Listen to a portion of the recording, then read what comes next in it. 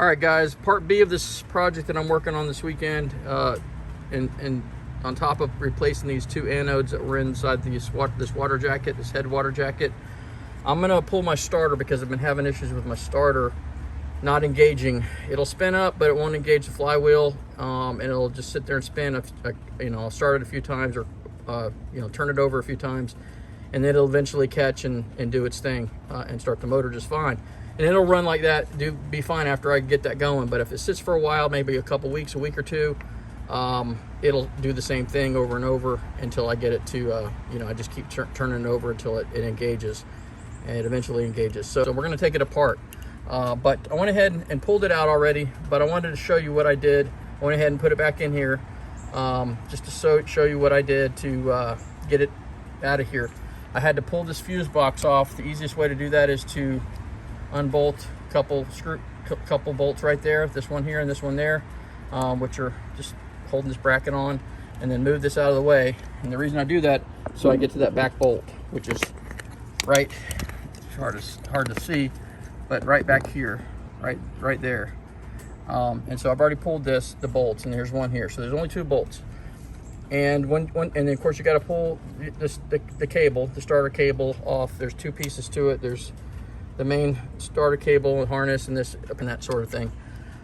So disconnect this from the top here, and disconnect this. Actually sits down here at the base, and then just right here, disconnected already. And then the solenoid and the starter itself are all one piece, but it sits in there really tight, so you have to sort of kind of mess around with it. What I ended up having to do is get a screwdriver behind here and then sort of just pry it across the top, and then right here just sort of pry it up the bottom, and until I get it to break free. You just have to be gentle with it, sort of back and forth motion until you get it to break free. And there's a seal at the bottom. There's a rubber seal, and it's a little funky getting this out of here. Tilt it this way and then pull it out. Okay, so I know that sort. So you got to actually tilt it this way and then pull it out. That's the best way. It's sort of all forward too, a little bit forward too. So you got to sort of rotate it. So it's a little difficult to get in and out, but I was able to get it back in there, so I know it's doable. I got it out and then I put it back in just to show you guys how to do it. But it's a little hard to do with one hand. So. But it's doable. So another important point is make sure before you even start working on this thing, even when you're taking it apart or putting it together, make sure that your power is off on your motor, on the boat, sorry, so that your main power, and I have mine with that switch, so make sure that's off. You don't want to be working with this stuff and have a short. Got the old starter on my bench and a new starter. This is a aftermarket product. I did not go with a brand new Honda product, OEM product, because it was extremely expensive. Here's the part number in the book, 3120-ZY9-003. Again, these are around $800 from boats.net, and these are around $200. I think I just got it off of Amazon, and decided to go with this as opposed to the $800 model. And I don't usually do that, but in this case I did, because I was in a hurry to get it, and didn't want to spend $800 on a starter. So here's a basic breakdown. Don't forget there's an O-ring at the bottom, so you want to make sure that you capture that or replace it. And here is also a breakdown of the starter itself and all the little parts and pieces. I did not get into all that. I will break this down for you and show you what I did, and show you what I did and didn't do, and the reasons why I decided to go with a newer starter. So let's jump into it. I'll break the old starter down and show you what I did. All right, before I break this down, wanted to show you what I ended up having to do first to get into it. You're gonna have to scrape off all the sealant that's on here. There's like a compound, it's like a white sealant compound, probably automotive or marine quality, premium product there. Before I could break it down, I had to scrape all this stuff off of each seam. It's all the way around the seams on everything on this starter. One of the issues with this starter, I think over time, it just got, number one, it's over 10 years old, and number two, I had a little water leak issue inside the motor housing area, as you may have seen in one of my other videos. And I believe that water issue did leak into here and cause some issues with either the solenoid or the actual starter motor. But what was happening with this particular starter was it wasn't engaging. The motor was spinning, but it wouldn't engage. So it was in either solenoid issue or some, some corrosion and rust and stuff like that. So I did clean this up, but I'll break it down for you. And but before I did that, I wanted to show you what I had to do to clean all this adhesive sealant up. All right, guys, got this thing broke down, or semi broke down, I should say. First things first, once you get all your adhesive off of the the parts and pieces that you need to get the adhesive off of that I showed you earlier, to be able to take this thing apart. The first thing I took apart is your solenoid. A couple little screws. These little screws are on the bottom of the starter, which are mounted on the here. That's where your solenoid is attached to. Take those screws out, and then you can pull your spring and your plunger. Okay, your little cylinder plunger here. So once that comes apart, then you're gonna have to take off the longer and a little bit shorter screws off the top of your starter to get the rest of the parts out. And then you'll have to just sort of gently pull everything apart. Fairly easy to get into, actually.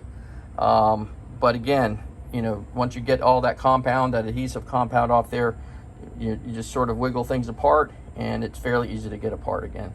So what I ended up doing is taking a look at this. As you see, it's got quite a bit of wear and tear, rust and corrosion inside here, and on the actual bottom part as well, and outside. So ended up taking some of these parts and filling a little small bucket of up with some gasoline and soaking some of those in, specifically this piece here, because it was sort of jammed up and had some issues, definitely had some issues with the gears that were inside here. I don't know if you can see that down inside here. Definitely was rusted up in there, so went ahead and soaked it, and a lot of obviously brown gas ended up coming out of there, and after I soaked it for a while, and I just kept on soaking it and moving the gears around and turning things and trying to get things to free up a little bit, sort of break that down. And the reason I didn't break this down all the way is, and you can't tell the way this is sitting, but under here there's a sort of there's a flange washer right on the edge here, and then of course the center. But the flange washer has a spring clip that's in it that holds this whole thing basically together. That spring clip was, I'll just say, rusted to that little flange washer right there. So I was unable to get this thing apart. I didn't have the tools to get it apart. It was just too difficult. So I decided I would just work on it the way it sat, and it would be fine. And again, just did a lot of cleaning, soaking it.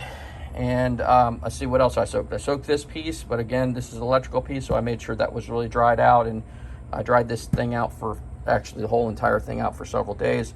Washed this out with gasoline as well, let that soak for a while, cleaned it out, put some WD-40 in it, scrub.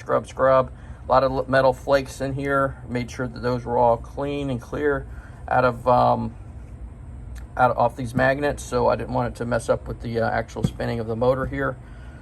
And soaked this piece. Of course, there wasn't much in there, but again, all this stuff I scrubbed with a little wire, small thin wire brush, and a little bit finer wire bristles here, to make sure that we could get things a little bit cleaner, especially around here on the motor itself. As you see, a bunch of little grooves there. Those are just to balance that motor out. I didn't soak this, obviously it's the electrical part, and I didn't soak that. Just left that the way it was. I just cleaned it up. I didn't soak the solenoid itself. I left that alone. I did soak this and clean that up, as well as the cylinder, and clean that up with the wire brush. So all the other parts and pieces, I soaked those, and I cleaned everything up pretty much with either a rag, some WD-40, a variety of other little things that I used to just sort of clean it up and get it in decent working, decent shape, so I could see if I could get it to work again. And so at the end, I ended up, there were some grease points in here. I ended up greasing everything up. I used a product called with dry lube. I've watched a few different videos, and they recommend dry lube over a wet lube or a grease lube. The grease lube tends to break down over time and causes, you know, metal flakes to collect, as well as you know, just gumming up of things. So went with the dry lube as recommended by a few different videos that I watched. A couple lube points. Lube this up. Want to obviously lube your cylinder here, cylinder wall up. Clean that out. I cleaned that up really well. Spring, your cylinder itself, the little plunger cylinder there. Obviously your planetary gears, lube that up with again the dry lube. I didn't lube this up. I made sure this was completely dry. Made sure this was completely dry. And most of my lubing happened here in this little gear system here, in this Bendix gear here, inside here. So it's a little hard to see, but lots of squirting of lube in there, and turning and twisting and getting that freed up, and just completely moving that around quite a bit just to get things worked in there as far as the lube goes.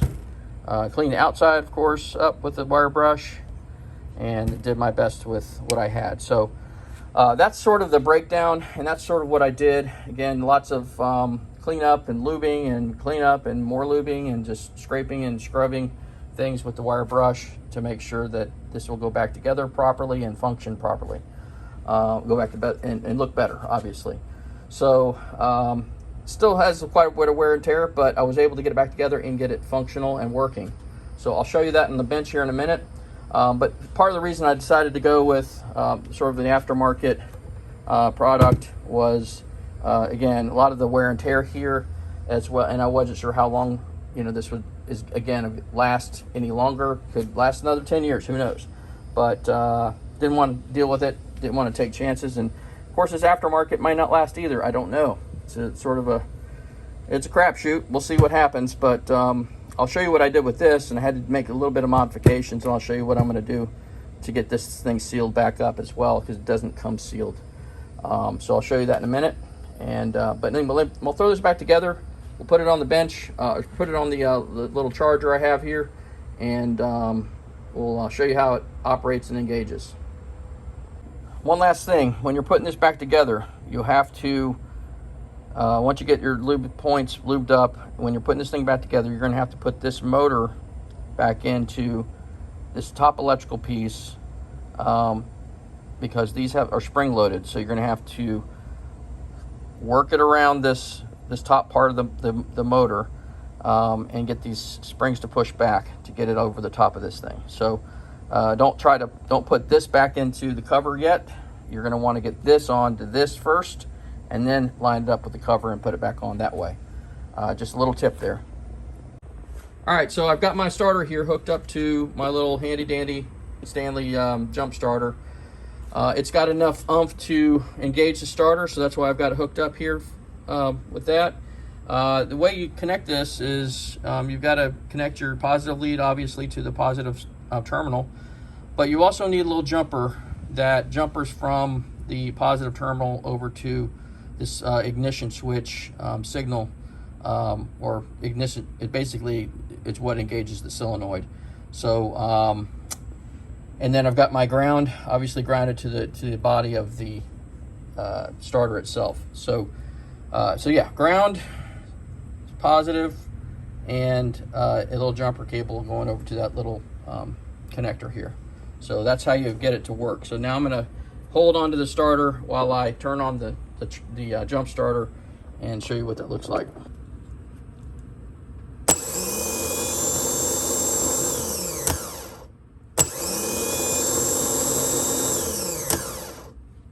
All right, so while I've got this jump starter out here, I went ahead and connected the new starter. I want to show you what that looks like.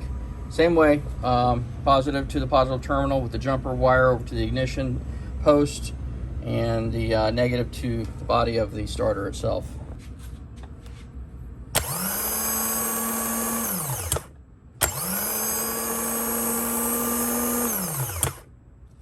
All right, so now that we're done testing the starters, I wanted to show you on the new starter what I had to do to make a slight modification And when I got the new starter, there was some exposed copper here on this little pigtail that fires up and runs the starter motor itself. But that exposed copper, I had to make sure that was sealed. So what I ended up having to do is cut the original connector off and put some heat shrink on this entire pigtail, along with some soldering work and that sort of thing, to make sure that this was properly sealed. So had to do that, get into that and seal it up really well, so that again, no moisture or salt water would corrode that over time. Copper doesn't do well in salt air and salt water, so we want to make sure again we seal that up. So in doing so, I ended up having to put a different type of connector on, and I had to modify the boot a little bit, so that it's not the way it came exactly from the factory when I ordered it, but it is modified to suit my needs, and it works just fine. So the boot covers it, and it gives some protection so it doesn't short anything out when it's in the boat. And obviously this has a boot, it's on the boat itself, and this has a boot as well. So everything is protected. If something bumps against it while the power is applied on the boat, it's not going to short anything out. So we're going to be good on that. The other thing I'm going to have to do is seal this. I talked about that earlier. We're going to have to seal this motor just like the old one was sealed, in all the spots and parts and pieces that were sealed on here, around these gaskets, around the seams, of course on the top, and making sure that along these, again, along the seams in the bottom there, along the solenoid, just to make sure that this sort of meets the same standards as far as sealing goes. I want to make sure, again, try to keep moisture out, salt moisture, salt water, or whatever, out of this motor, and make it last as long as possible. So, but that's the plan.